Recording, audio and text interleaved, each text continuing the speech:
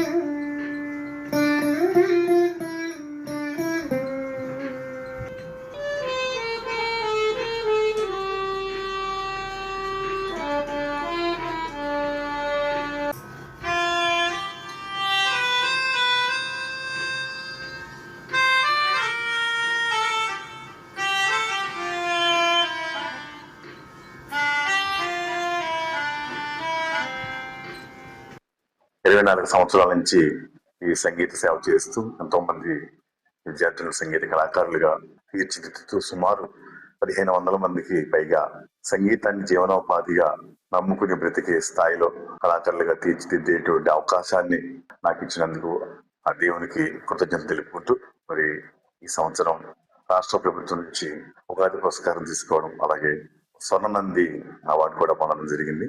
మరి తాతగారిని ఇన్స్పిరేషన్ గా తీసుకుని నేను అన్ని ఇన్స్ట్రుమెంట్స్ కూడా ప్లే చేయలేనటువంటి స్ఫూర్తి నేను ఆయన నుంచి తీసుకున్నాను.